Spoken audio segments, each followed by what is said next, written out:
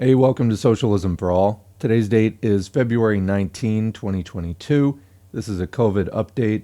We're going to be talking about the BA.2 subvariant of Omicron, which looks like it's about as severe as Delta in terms of the disease causing capability or the virulence. And it is the most transmissible COVID to date. It is more transmissible than the original Omicron. Bottom line, this is the absolute worst time for any government to be removing any kind of COVID restrictions. But that seems to be the path that most of the Western imperialist governments are committed to. Therefore, it is your job, working class listener, to get organized with other working class people and force an end to this. So let's start with some tweets. This one's from Yanir Baryam, February 17. Study. Evidence of major differences between Omicron BA.2 and BA.1. BA.2 has 1. A higher R. This means the number of people likely to be infected by an infected person. So it's basically the transmissibility. It is between 1.3 and 1.5 times as transmissible as the original Omicron. So that's 30 to 50% more transmissible than Omicron, which was already far more transmissible than Delta, etc. So that's really bad. 2, it is more vaccine evading than original Omicron. So I hope you have your booster shots because you're really going to need them. 3, resistant to BA.1 induced immunity, meaning let's say that you have natural immunity, hopefully on top of the vaccine immunity, because having the vaccine, it takes some of the sting and some of the risk out of catching it, although never catch it on purpose, never. But if you do happen to catch it, that vaccine immunity is going to be somewhat of a buffer and some protection against the highest risk, most severe outcomes. So get your vaccinations. But then if you do catch BA.1, don't start thinking, oh, now I'm good, because there have been reports of people getting reinfected even with BA.1 after recently, 30, 45 days after a prior BA.1 infection. But then as far as the transferability of your immunity of BA.1 to BA.2, it's not that good.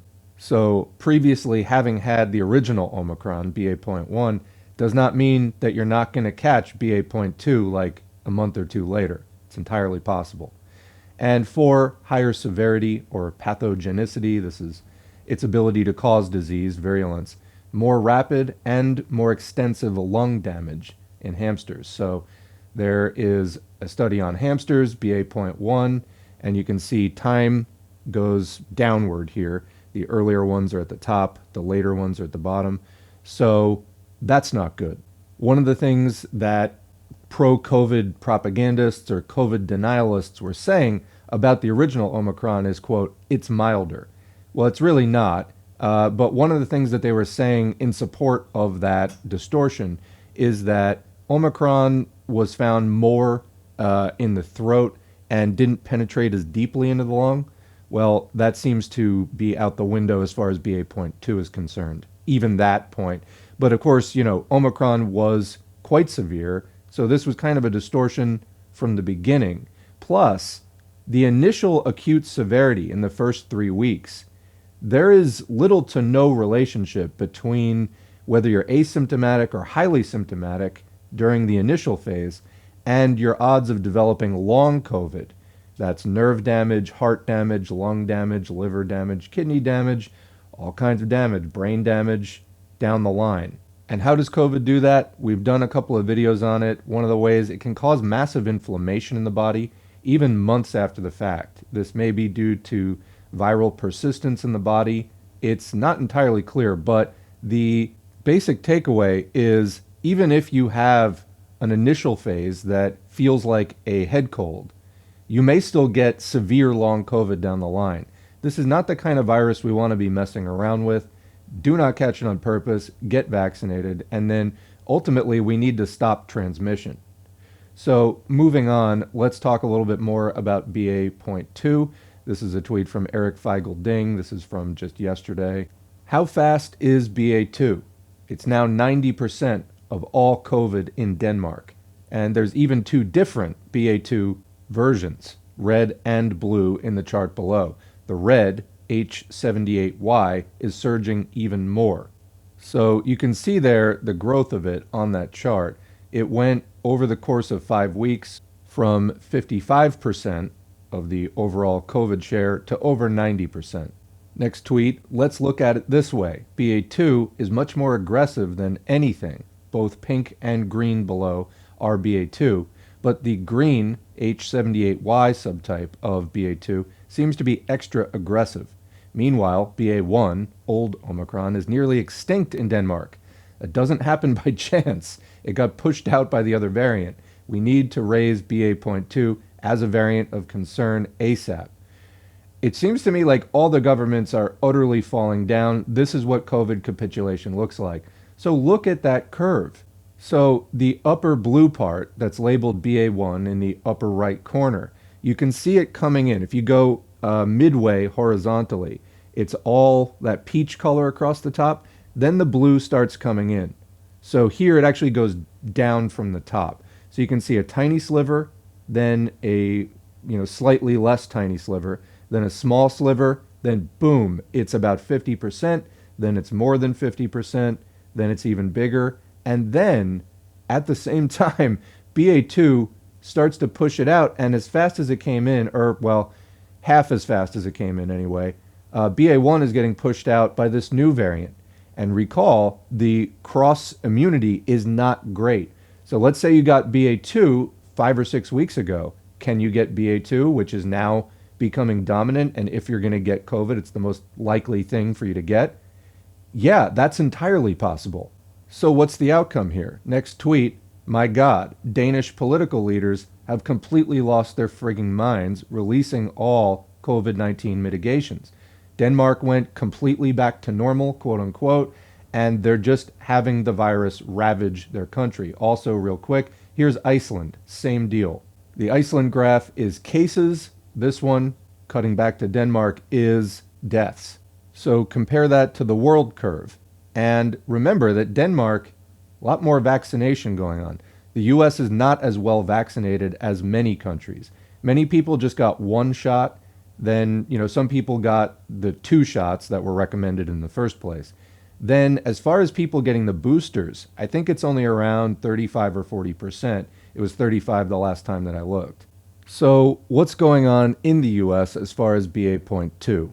Well, this is the CDC's nowcast. So, the Delta is that orange. You can see that gets pushed out across the middle of the chart. The time range on that is basically early December to early January. The Delta is basically gone.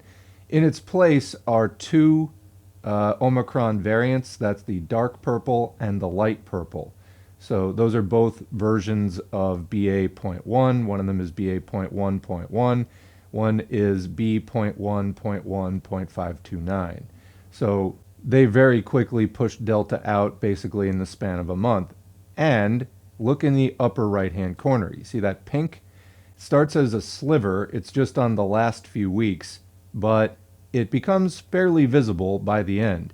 That's BA.2. So it looks like they've updated the numbers a little bit. They're actually higher than they were the last time that I looked at this. Currently, it says that BA.2 is estimated at about 3.9%. So the last time I looked, it was 3.6%. So it's a little bit higher. One of the things about BA.2, I was going to say the thing, there are many things about it. One of the things is that it's harder to detect. So it may actually be a greater share of this. There's like an extra step that they have to do in order to detect it. That's not always done. So anyway, these numbers may be lower than they actually should be for BA.2. But the point I was going to make here is the last time that I looked at these numbers, over 3 weeks, the percentage of BA.2 was 0.4%, then 1.2%, then 3.6%. That's a tripling from week to week because you got 0.4% times 3 is 1.2. Then 1.2 times 3 is 3.6. So if that were to hold, and I'm not sure that it will, but if that were to hold, that would mean that basically by early March it would be nearly 100%. Now, it is going to be competing against the other strains of BA.1. We've seen that BA.1 can kind of hold its own, at least for a little while. The growth rate does slow down a little bit towards the end, but BA.2 did overtake it. So what does this mean? A second spike? Like, cases have been dropping a lot, and US states have been dropping mask mandates and all kinds of stuff.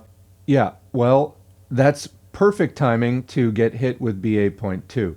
So again, let's do the math. Assuming for a minute that it continues to triple or anything close to that, 3.6 times 3, you got about 11, times 3 is about 33%, times 3 is, congrats, 99%. So it's going to grow rapidly. That's the prediction. We'll see what the new share of BA.2 is when the new stats get updated next week. But this is really not good news. Not only was there risk of reinfection just from the first strain of Omicron, but now the risk of reinfection is even higher. We may see another big spike. I don't know yet, but just want to close with this point. This is a shorter update than usual, and I will come back with some longer stories on COVID, but I have to get on stream in about 10 minutes, so I'm going to wrap it up. Anyway, you can see here in this tweet from Feigl Ding from February 9, BA.2 Omicron is not a child lineage of BA.1 Omicron.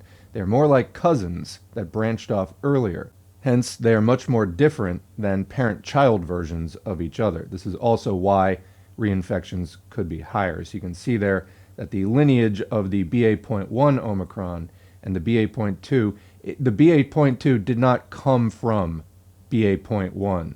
They are side by side. They both had a common origin, but there are 23 amino acid changes in the BA.2, so it is quite different. And this is on top of the fact that Omicron is already much more mutated than Delta was in comparison to the original. It's not quite yet at the stage of an entirely different disease, but it's getting closer, and the more it mutates, the closer it gets. Omicron is already the most significant departure from what COVID originally was to date. And, you know, the more it gets transmitted, the more it mutates, and the higher the odds of, you know, really significant mutations. People, I just don't know what is needed to, like, get this message across to more people. Or if, I don't know if it's just the people have gotten this message and need to get more organized for action on it, but something needs to be done. Transmission needs to be stopped. There needs to be a revolt in the medical and public health world about this. This is really, really concerning.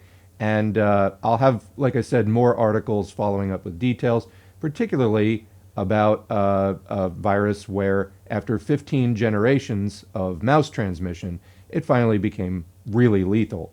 So you don't want that to happen with COVID, because we're already seeing, like I said, BA.2 more transmissible than Omicron by 30 to 50% and about as severe as Delta. So, you know, there is some disagreement on the as severe as Delta, but it definitely looks more severe than Omicron. So I don't know. Do what you can, spread the word, let people know, try to protect people that you care about. And again, we've got to get organized, because the austerity capitalist governments are just going to keep trying to cut restrictions wherever they can. And Biden's got Jeff Zients, a guy from Bain Capital, no public health experience at all, running the COVID response. That's why we're in this situation. All right, I'm going to head out. Thanks for listening. Thanks to the current patrons whose names are on the screen.